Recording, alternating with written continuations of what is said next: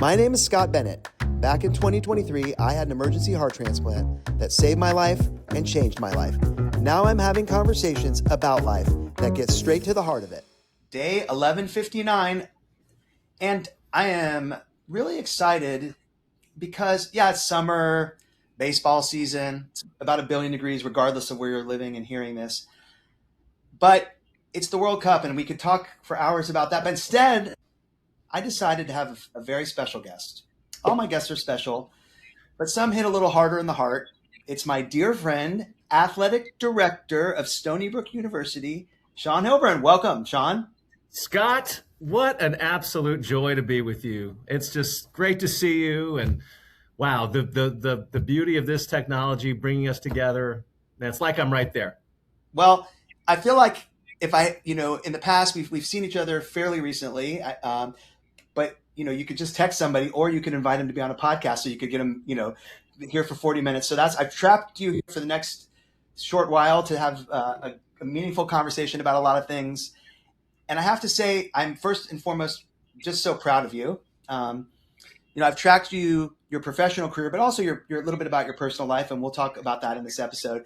But just watching you go from, just the very beginning of your career. So I'd love just at the onset for you to talk a little bit about who you are in the world from your perspective, what you do, and maybe a little bit about how you got there. It's kind of crazy to think about where we were. We were talking about high school and our journeys, and we never know where it's going to take us. And I feel really blessed to be in the position I'm in. I love doing what I have a chance to do every day, which is to serve student athletes and help grow college athletics at the Division I level. So after school, went to the University of Texas. Obviously, we're both Longhorns, but thought I wanted to be a broadcaster. That was the goal. That was the dream. And realized quickly that was not the plan. And so, you like anybody else, what do you do? I love sports, and I want to work in sports. Well, it's like Costanza, how do you? I can do this, right? So was fortunate to get a job in minor league hockey with the now defunct and shortly lived Dallas Freeze, but that got me in, and it ultimately led me to a job at SMU, where I realized that was going to be the path. I had a passion for influencing the lives of young people, and just put my head down and went to work and decided that the goal was to be an athletic director. And I didn't know where it would take me, but knew I needed to leave Dallas, my home. SMU was all very comfortable. It was a great place. Went from there, was at UCLA for 5 years, Oregon State for 3. And at that point was starting to get some calls about AD jobs, and moved from Corvallis, Oregon to Stony Brook, New York, and never looked back. It's been an incredible journey. So a lot in between, but that was the path. Well, I'm glad you kind of went back, because as I remember, and we're going to take a look in the way back in just a minute, but really? I remember both when you worked for the hockey team. I think we attended a game or two. I know I did. And then I remember you getting a job at SMU working in the ticketing department. I think that was like your first job. Like you were going to do whatever it took. I remember that. Like it seemed crazy because none of us were making a lot of money, but it was you're like you said, totally focused on what you wanted to do, being in sports. And then I visited you a couple of times in LA, and I remember at the time we were together. Rick Neuheisel was the coach. We talked a lot about your relationship with Rick, so your exposure, and then I knew you were on this path. And then eventually it took you to Stony Brook, and we'll talk a little bit about the future too. But I just have to say, like, some of the reason that this podcast resonates, not every episode is for every person. I'm fully aware when people ask, but I think there's a lot of people out there, and I have some fascinating friends who have really done it. I mean, you set your sail a long time ago for where you were going, and where you were going was kind of like you said. I didn't exactly know where it was going to take me, but I knew I was going in that direction, and it's landed you here, and just extremely impressed with reading how you lift up the university. You're a huge champion. Obviously, that's part of the job, but you can tell that you really care about the athletes, about the program, just about the way that you work. So just have to say, like, I fangirl over a longtime friend. So awesome. That means a lot, Scott. That means a lot. We grew up together, and I think somehow we made it to wherever Yeah. we are today, Well, which is no small miracle. But it's really cool that we've been able to kind of watch each other, through professional career, through obviously difficult situations in sure. life and families, triumphs, tribulations. It's pretty cool that we're able to kind of still be in contact and celebrate all the great things we're doing. Well, so we're going to take a little bit, walk down memory lane before we talk a little bit about the career you mentioned. I have a lot of questions about college athletics, but I look when I tell people all the time, like when you watch Breakfast Club, there's that the four of the five characters that you somehow relate to the archetype of those characters. Maybe you were like one or you didn't like one, but we grew up in an interesting time, kind of in the '80s was our formidable years. And I would have described you at that time as like he's the guy in the band, like he's the cool guy in the band. You were a musician. What did you play? The bass, right? I played the bass, yeah, and occasionally sang very poorly. Although nobody knew it was poor because you were the guy that played the bass in the band with some of our friends, and that was pretty cool of a certain time. And my question is, do you still play music? I don't know. We haven't talked about that ever. Do you still ever No, slap the bass? I listen. I have to tell you, like I'm one of those guys, and I think you were too. I loved high school, like I Yeah. loved it, and being in the band was a big reason why it was so much fun. So I still have a bass. I have an acoustic guitar. And every here and again, I'll pick it up, and my wife or kids will say, "Oh Yeah. boy, he's bringing out the guitar. He needs to get into a certain zone." I don't play as often as I would like, I'll be honest, but I do pull out the guitars, and I definitely need the practice. But it's therapeutic, and it does connect me back to those days, which were just incredible and so many great memories. Well, I I could say like I began, and I have a lot of friends now. Music is a big part of my life. I think I'm a great appreciator of music and really all the creative arts. I could only play the recorder, so like that wasn't really great for me. That's My impressive, though. right? I mean, we had to do it in our schools, but we saw a lot of music and we talked a lot about music, and it's stuck with me. And in particular, you introduced me to one band that whenever I hear that band, I think of you. Do you know who that band might be? Think I'm of going it. to guess the Cult, but I could be wrong. You are very right. And at some point I knew if I saw you, although I saw you, I don't think I showed you. Maybe I did show you these. I saw the Cult multiple times. I mean, we saw them many times when we went to the Bronco Bowl. A lot of memories of the Cult. We used to listen to all the albums, She Sells Sanctuary. I was actually just commenting to another Oh, friend of mine who likes them. And I must have seen them. I feel like it was the last time I saw them. For whatever reason, I was there. I had the opportunity to meet the band. It was not the full band because it never is, but the drummer in the band. Give me these. These are signed.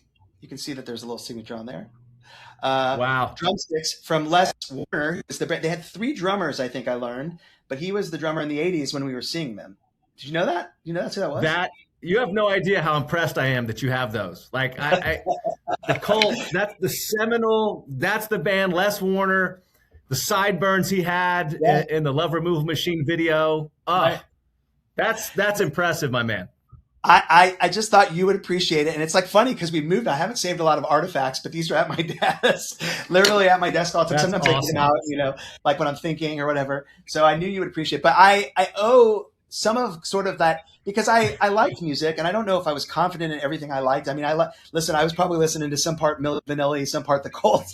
I was experimenting as we all were. Our music was a part of our friendship at that time, and I think always was. And so I've always identified you as the guy that kind of did that among some of our other friends, and just thought you would appreciate it. So I love to hear that you at least you have a bass guitar somewhere in your universe.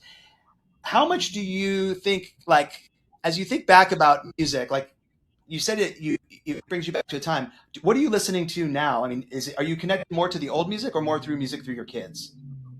It's so interesting because I listen to everything, and I still listen to the old stuff. Sirius XM First Wave is still number one Me too. on my preset. Me Number too. one. Funny. So a lot of the British, Yeah. the bands that we listened to in high school, whether it's, I still occasionally the Cult, but the Cure, and then those British bands that we listen to, it's timeless. But I will tell you So outside of obviously the classic rock and the things that just we grew up with, I have got, and I resisted this for a long, long time, but I have dipped my toe into country, and Oh, I hated country growing up.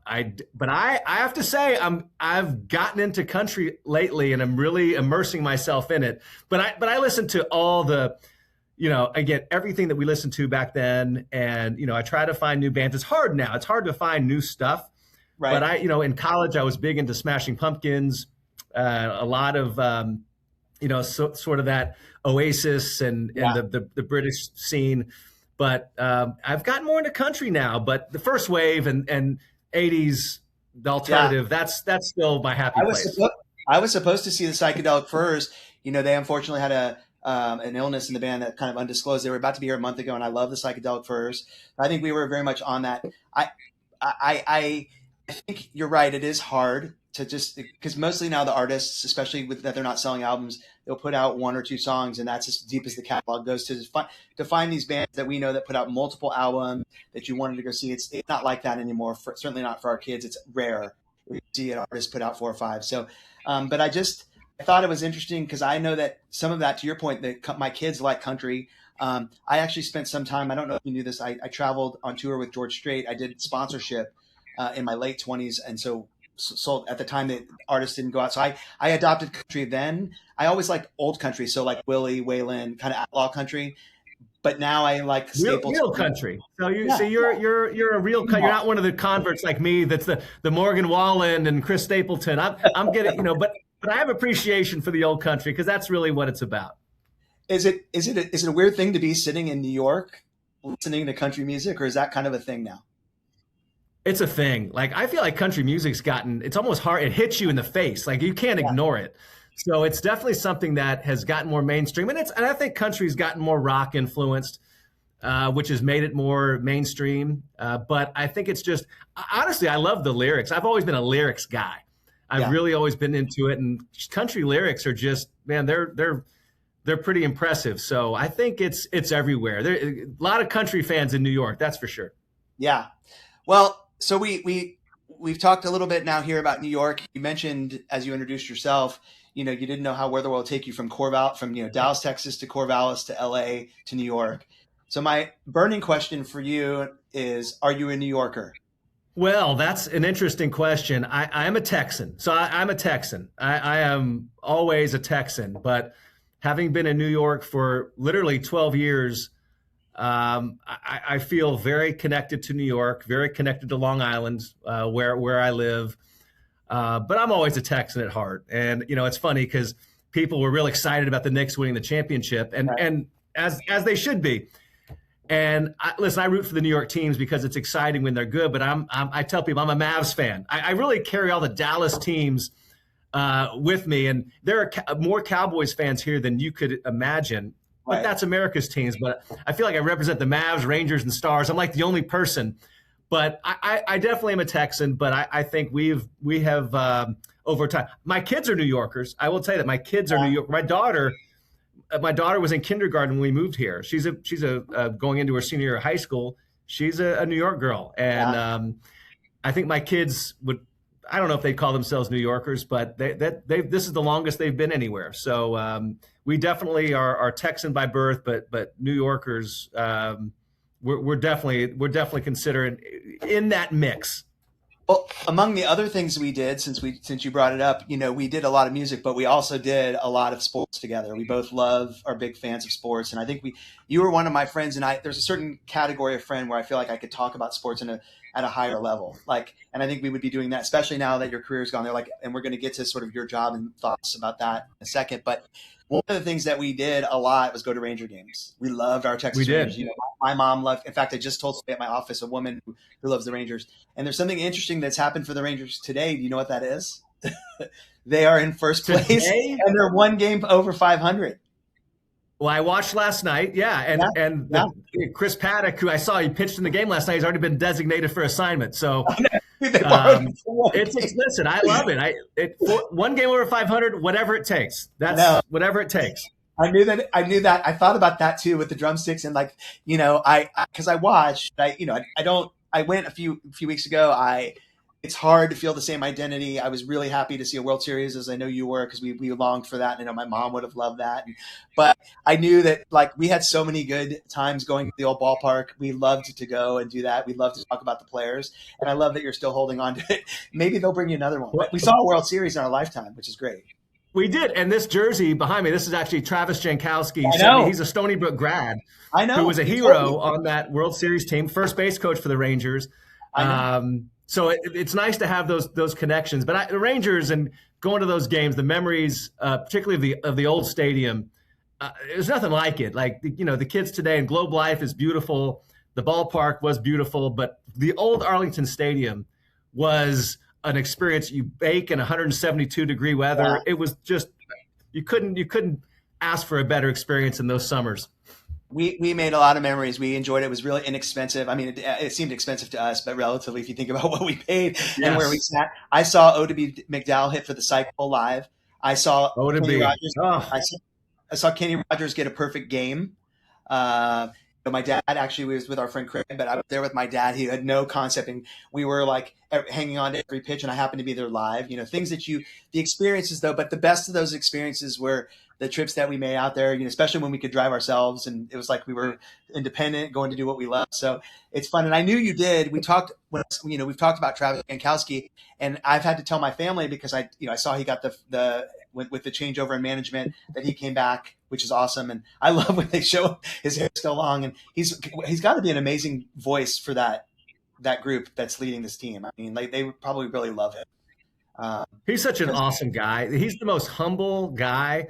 I can't even tell you that, he's so gracious and giving, and he comes back and he supports what we're doing here. But honestly, the nicest human being you can imagine. And, for someone to have had the career he's had, and literally he never retired. He just, he played last year, and then, got let go, and then he just got signed on to be the first base coach of the Rangers. So he's an example of a guy that when you treat people right and you're just a good human, good things tend to happen. Yeah.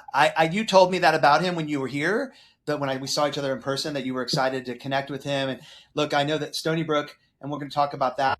Not everybody knows about it. So I want you to take a second, because I know there's probably some alumni more fit, but it's not a huge university. So talk a little bit about the university for just a second for people that don't know, because your perception is maybe they do. It's a Division I school, but how do you frame that for the world?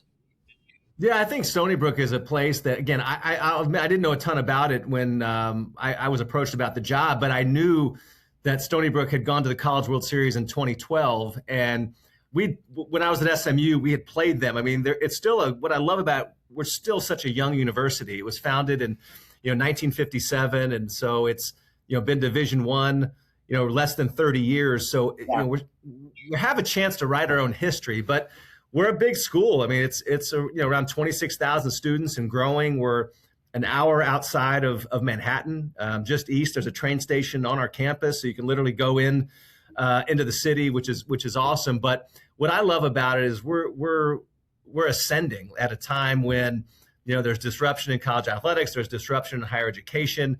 We're the number one public in New York State, which is really cool. And and I see athletics as such a powerful vehicle to promote the school. And so where Stony Brook continues to go is only on the rise. And that was what attracted me. It was an opportunity to come in and put my stamp on something and be a part of a program and a school that was growing and had aspirations to do big things. To get in touch with or to follow Shawn, you can find him on Instagram at Shawn Heilbron. So I love that. I didn't know a lot. I did know about the university, and I think people know about other universities when they think about the SUNY schools and kind of in that part of the world. And when I heard you took the job, I thought, boy, this is a really big opportunity, right, for you to put your stamp on. So let's talk about the job for a second. I mean, here you are, an athletic director at a Division I school in 2026. What?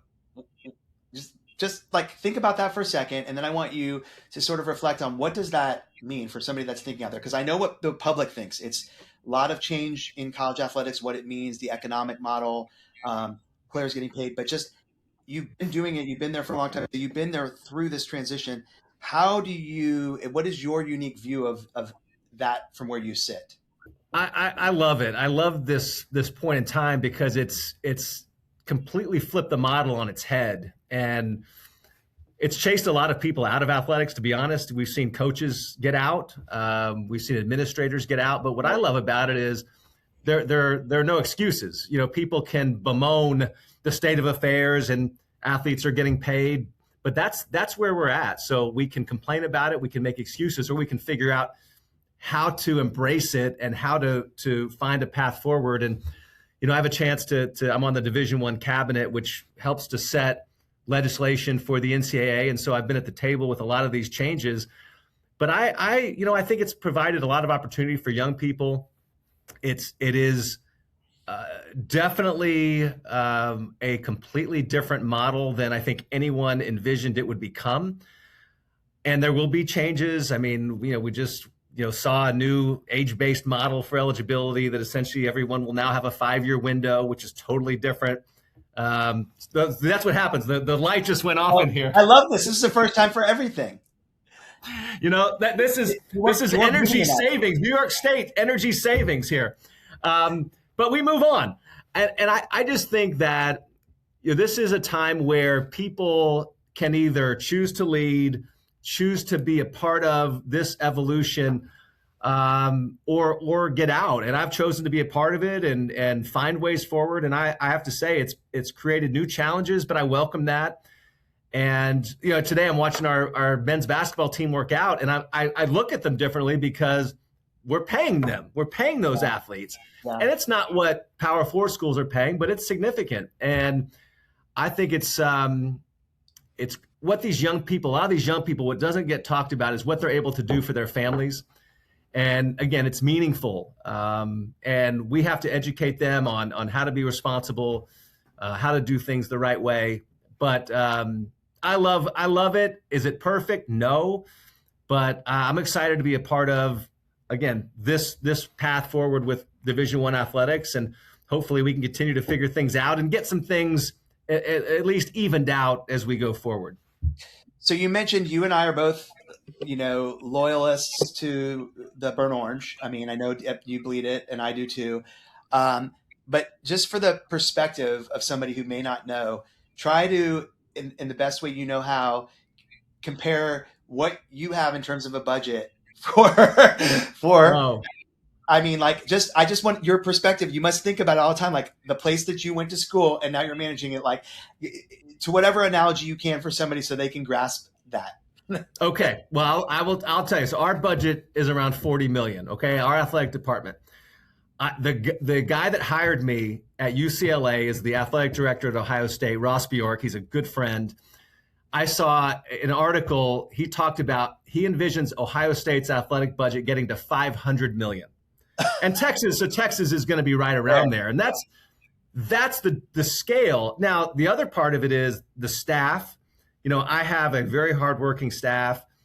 Ohio State, Texas, they have assistants that have assistants. I know. They have, and again, it's scale. It's just the size, it's the volume of what's going on, but the day-to-day is the same. It's the same issues. And I think at our level, and I hate to use the term mid-major, but that's again, if we're going to categorize what we are, right. The issues are that we deal with the same things. Yeah, we deal with the same things. And it's the budgets are different, but we still deal with agents when we're signing NIL deals. It's just the staff size. It's the TV deals. The stadiums aren't the same size, but the issues are the same. And our way of dealing with the pressures that come with it are the same. But yeah, 40 million versus 300 million, 400, 500. It's different. So it's funny you mentioned the assistants have assistants. I have a friend here whose daughter also just graduated from UT and she wants to work in college athletics. So as she graduated college, she got a job. And so I said, well, what's the job? She's working in the athletic operations. And I recently saw her and I said to her, well, what are you doing? Like she was there I happened to be down there for a college for a super regional game. And I go, well, you were busy. She goes, no, they have people just they have so much staff. It's almost like you at a pro team, right? Like they have people just in case. And you think to yourself, gosh, what we would do with another 3 people, right? So it's the have and the have nots, right? In Division One. It is. And so that's what makes it exciting for me. We talk about, when we can beat a Power Four team, or we can beat a school at a quote bigger conference. Like that's meaningful. And we do it on the regular. Our women's lacrosse team was #1 a few years ago in the country, and they're preseason #3 going into next year. So we don't shy away from the expectations. Right. We talk about we have a high major expectation, high major standard, and someday it'll probably be well after I'm gone. Stony Brook will ascend, and that's what we're trying to position ourselves for, is that future move that Stony Brook will ultimately make, because the school continues to rise and the athletic department will continue to rise. So you talk about college athletics as a gateway for people to, because I watched that happen firsthand, and we talk about Texas. I had gone to TCU some years ago, and I remember because the same day I went to Texas was playing an away game at their stadium. I think they had started to do some renovation of the stadium at that time, and I think they've done even more, as most universities have. But I went there on game day, and I was completely floored that at the time I felt TCU was a much smaller university than University of Texas. And I asked myself, like, what is going on here? Like I was there. Meanwhile, Texas got drilled that day by TCU. I think I left at the first quarter and went to the Ranger game because they were playing in Arlington, and it was a great. Yeah, I know. It was a fall game, so it was meaningful baseball in that time of year for Texas. So we went. They also lost. That was a rough sports day for me, but I got to do both things, which is great. And I asked myself, like, what was happening at TCU? I didn't really dig in, and it was the athletic director, who now is the athletic director at Texas. Yeah, so, CDC. I know, and I've said to you a few times how much there is no doubt in my mind as a Texas. I'm involved with university. serve on some boards. That what you say is true. But so much of his thinking about the way he presents a game day, it's so far beyond paying players. So talk about what in the job, beyond the stuff that people see every day, do you love doing that separates you and the university, just as you think about it? No, it's the stuff that people don't get to see that's the most meaningful. It's the interactions with the student athletes every day, like every single day. Right now, so we're in summer, so we have our football athletes and our men's and women's basketball players are here. Just having conversations with them and, learning more about them as young people, and offering any assistance and guidance. And, I have an open door policy for staff and student athletes. And, when someone walks through the door and just to say hello, or they have a question, I love it. I love the challenges of how to budget and, how to, look at a program and work with a coach to help take the next step competitively and all facets of it. But honestly, when I get up every day, it's those student athletes, the opportunity to be a part of their journey for sometimes it's 1 year. And in this transfer portal era, it often is, and that's okay. But I tell athletes all the time when I meet with them on recruiting visits that I want them to say, going to Stony Brook was the best decision I ever made. And that's what I come to work with that mindset. What can I do to pour into this place and these young people every day? And so that's what I love about it. Yeah, I love hearing that. I think, and that may be a big difference. I'm not recruiting for Stony Brook, although I should. Yeah, you should. Maybe the selling point is I want to believe that it would be the same if you went to the University of Texas, but I know, they have staff that you'll see a level below because it's it's a machine, right? That they're running. It's a big business in its own right.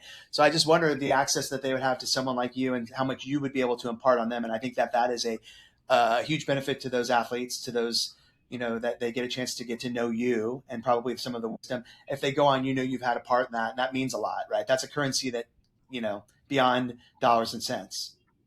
How much has your job there at the university impacted your family? I mean, talk about your family's involvement with university, because I imagine it's a pretty big part of that. Yeah, I mean, it's everything. I mean, I wouldn't be here without their support, without starts with my wife, Bevan, who Yep. We met as freshmen at UT, and she's hung with me all these years. And, signed up for this crazy life that we've, kind of ventured out on together, and our kids who, we have 3 kids, and they've been a part of this throughout. And so all the moves, we left Dallas when my boys were 3 and 1. Our daughter was born in LA, and they've been a part of this, and but I think it's helped them tremendously, my kids, by their ability to adapt and their ability to go into new situations. But when we came to New York, we wanted them to at least feel like, okay, they're from somewhere. We needed Right. to kind of hold the moves for a little bit. And but my family's everything. They're a huge part of this process. They come to as many games as they can. Yeah. They know it's nights, weekends. I travel a lot with the job, but I couldn't do this without their love and support, and having them alongside. But I'll tell you, I come home after a game, I get texts from my son. We suck. Why did we? What is coach thinking? My wife, my kid, my family is relentless. Donors are one thing, but my family, when we lose, relentless. Right. And it's like, can I not have a second? But that's because they're all in. They're all in, and that's what makes it so worthwhile and allows me to do this job. Yeah, I mean, I have to think. I noticed that even just from the coaches, if you're in one of these major athletic programs, I imagine it's provisions in the contract that say you'll show up and support the other teams. I mean, look, it's a good look for recruiting just to do that, but just to be part of it, and it's a requirement of the spouses and the family of the athletic director and the high profile coaches to be available and to be entrenched in the university. And I imagine it's the same there. Yeah, what's funny, because like Bevan asked me the other day, what are we doing on August 30th? She says, I know women's soccer's playing Penn, Right. but so we have it all. That our world revolves around our schedules and our teams, and you try to get to everything that you can. You can't do it all, but it's meaningful to be present, because our athletes, doesn't matter the sport, they put so much time and energy into it, and just being a part of that journey and watching them, it gives me such satisfaction, because that's living their dream. And but it's a lot. It's definitely a lot, and you can only do so much. But going and supporting them is one of that's one of the rewards of this job. Yeah, and look, I think they see you in a different light. I know that my older daughter went to the University of Georgia, and the university president there, and also Jay Hartzell, who's now at SMU. I know Jay a little bit, and the new part of this job that I think you couldn't expect is the access. And I know that the students, my daughter said that about Jay, like they actually know. So the more you're available and your family sees that, they see you as more than just a guy with a budget behind a desk, but they know that those. They may not see it when a kid comes in to your office with your open door, but when they're at an event and they see how the university family responds to you, which means donors, family of athletes and athletes, right? How they feel about you must mean a lot to them too. It's everything. I mean, it's how you connect with people. I mean, You've always been somebody that, I think has always, you just find a way to connect with people, and you can't do that sitting behind your desk. You can't do that acting like you're something that isn't accessible to people. And I think, the best athletic directors, I don't care if it's, my friend at Ohio State or Chris Del Conte, they're humans, and they're passionate about what they do and embracing their roles of influencing young people. That's why they're in it. That's why we're all in it. And I think that's the human part of this. We're in it because we love talking to people also and building relationships. And that will always be the North Star of what we have a chance to do every day as athletic directors. Well, I have to imagine, and I'm not breaking news. I'm not dialed in, although I should be with the athletic directors. But I have to imagine there's going to be a transition as your daughter graduates. I know that she plays very competitive lacrosse and is going. I believe you didn't say it, but she's going somewhere in the Southeast. She's going to Clemson. She's committed to Clemson, right? Yeah. I follow. I'm not fangirling over her. Listen, that's impressive. That's good. Yeah. And so I mean, I'm not your agent. Again, I should be, but I have to imagine people will start calling. You've done such an amazing job. It must be hard, right? To think about we always want to change and grow. And I know you're dialed into Stony Brook, but I have to think, so you've been to Corvallis, you've been to LA, now you've been to the East Coast. So why not Hawaii, Shawn? Funny, I've gotten called about that job before. That's a little outside the zone of right. where we would want to be. But, it's I have gotten calls over the years, and it's awesome because it does, it gives you a chance to at least think about where you are and what possibilities are. But it was really important for us to get, especially our daughter Quinlan, as she kind of got, first it was, let's get Asher through high school. He's our oldest. Then it was, well, let's get Ramsey through high school. And then as Quinlan, became very immersed in lacrosse, we really needed her to be here with her club and then high school team. And so we'll see. You know what? I've got a great opportunity here and love what I do. And I tell people, young people are always, wanting that next thing. And I've always said it's going to find you if you just do great work.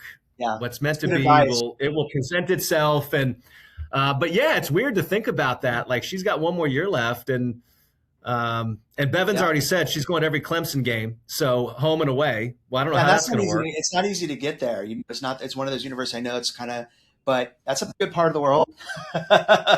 And now they're in the ACC, so they're playing on the West Coast.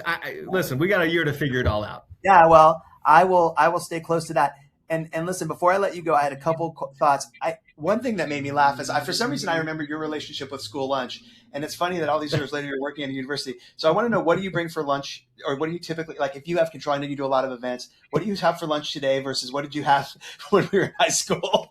Okay, so do you want to know what if I can, I go home for lunch. I literally live 5 minutes away from home, because when I lived in LA, traffic. So after that, I said, I'm going to live close to home. And so I literally, what I eat almost, it's so bad. I eat rotisserie chicken almost every day. What, the microplastics, you're worried about it? It's terrible. It's so bad. And part of it's so bad, my dog eats rotisserie chicken. Yeah, so we share. You and the dog have lunch together. We share. But that's actually what I had for lunch today. And then the school lunch, I never brought lunch to school. I don't know why I bought lunch every day. Every freaking day I bought lunch at Pierce High School. So did I. I love to buy my lunch. What did you buy, though? Do you remember what you got? I feel like they had chicken tenders that were pretty good, I think. Yeah. I just remember I always felt like it was, my friends were having like these healthy lunches, and my mom had given me like $4. And like, I figured out, school lunch was important. I don't know. I mean, I was our ISD should have me as a poster child for them too, because I was really big on it. Even when they changed pizza vendors, I was on board. But I remember I'm going to guess they've upgraded since then, since our time. I'm going to guess they've gotten a much higher level of cuisine. Right. Well, I just have to say, like, doing this, now I've done so many episodes, and when I make invites, I get so excited. Like, so far, nobody's ever said no, which is great. Some people are a little shy, so I think they're more uncomfortable. But I knew at the very beginning you were somebody that because I have, when people ask me about the podcast, they say, well, what is it? And I say, well, it's like a newspaper, and each episode is like a section, and each guest is a story within the section. And your story, Shawn, as your friend watching you, is one, I'm getting goosebumps saying it to you, because I've watched you stay the course. I've watched you. It's a model for young people on just following your passion and pivoting and making choices and moves. And you sacrificed. You lived in places maybe you didn't want to live. You did jobs you didn't want to do. But all these years later, as your friend, I can say, wow, just so proud to be your friend after all these years and of who you are. And it's been so awesome to have you on. How can people, though, if they want to follow Stony Brook, I'm going to put the website up. Is there anything that they should be following in particular about the university? I mean, this is your chance. Well, before I say that, I want to say how proud I am of you two. Like, the fact that you're here and living life, after your heart transplant, man. I never forget when my mom told me, oh my God, did you hear about Scott? I'm so thankful that you're here and that we have a chance to talk. And I value our friendship, and I know I've been away from Dallas for a long time, but love you and always feel that closeness with you. But having said that, StonyBrookAthletics.com. You can go to Twitter, or I guess X. I still call it Twitter. Instagram. You can find me. But listen, the best way Stony Brook we're coming strong this fall. I promise you that we're going to be coming strong, and but just keep an eye out, because we're not going to be a secret for much longer. I think, Shawn, I'm going to put this out, and I don't have a bucket list anymore, as you might imagine. I have a things I'm going to do and do it list, and I do all those things because I'm intentional. So I think I'm going to put on my field trips because I'm in New York all the time. I was there recently. I'm going to extend a stay at the right season and time. I don't know if it's going to be basketball or baseball. I'm going to come and I'm going to take in a game with you. I'm going to be like, dude, I Come. am. Listen, I am. we're literally, when you're in the city, you have to tell me, because people don't realize how close we are. We're literally an hour east of the city, North Shore of Long Island. Beautiful beaches here. I would love to have you as my guest anytime. Well, Open invitation. I'm going to do it. And just so glad you joined us. And thanks for being on Heart of It. Yeah, thanks for having me. Good to see you.